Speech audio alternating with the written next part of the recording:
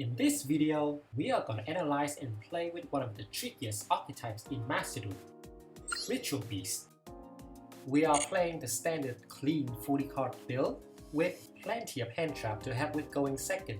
The Book of Eclipse help break boards, and you can still do your Ritual Beast play with face down monster, so it's a natural inclusion in this list.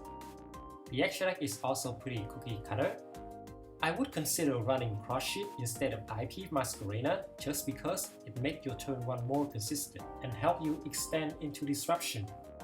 Now, Ritual Beast is one of the best turn 1 deck in the game. Not only it can set up multiple powerful Floodgate, it also have a wide range of different interactions that is hard to deal with.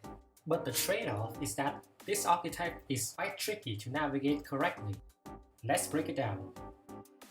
Despite what the name suggests, this archetype does not actually does any ritual summoning, but focus on fusion and link summoning, which is extra confusing. So thanks for that, Konami.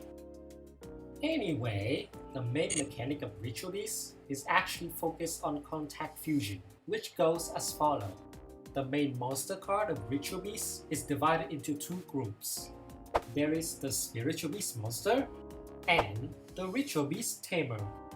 When you have both of these names on the field, you can banish them to summon a fusion monster, and vice versa. The fusion themselves have the quick effect to summon the banished Ritual Beast monster by shuffling themselves back into the extra deck. This is pretty useful to dodge effects like Veiler or Imper, and is commonly referred to as tagging out.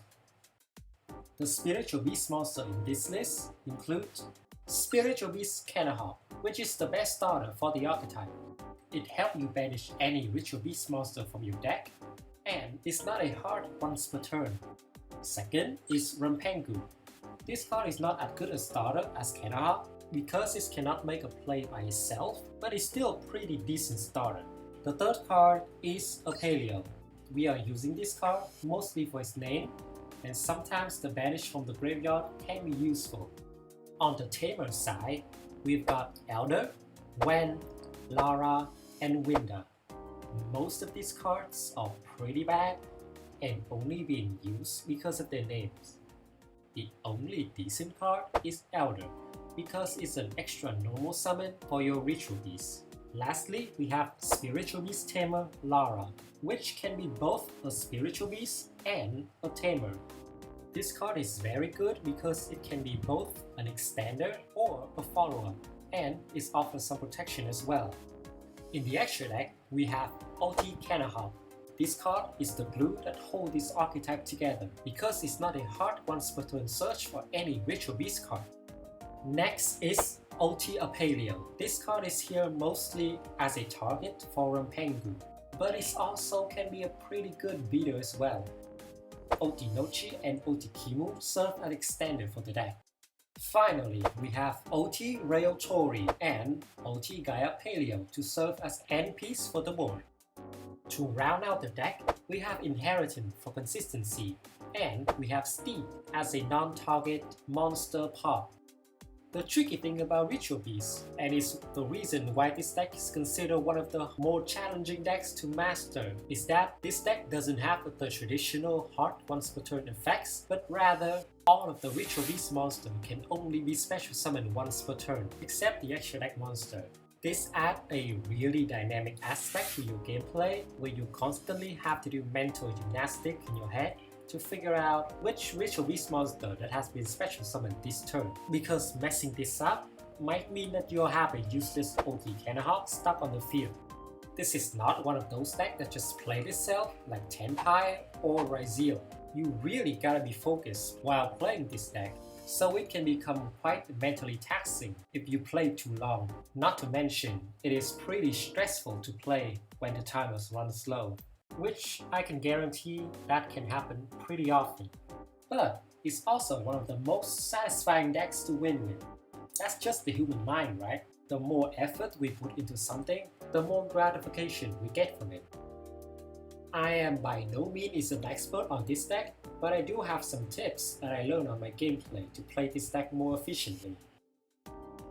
Since Cannahawk is not a hard once per turn, you should prioritize adding it to your hand with your OG Cannonball. It can help you extend into more plays or help you find a missing name. You have a redundancy of extra normal summoning with Kimu and Ryzeal that you can afford to do this. Don't focus on adding Lara or Gwen into your hand. These cards are super conditional and they eat up the special summoning of your spiritual beast monster.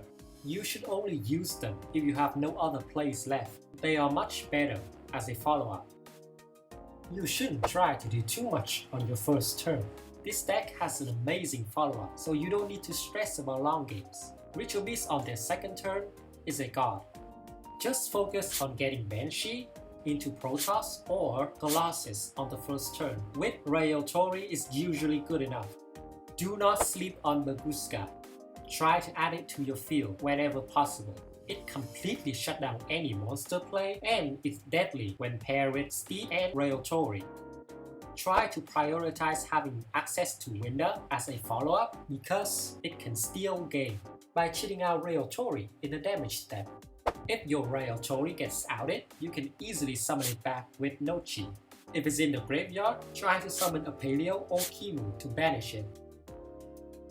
That's all the tips I have for you today. I hope this can help you learn and elevate your Ritual Beast gameplay. Let's see the deck in action in the replay.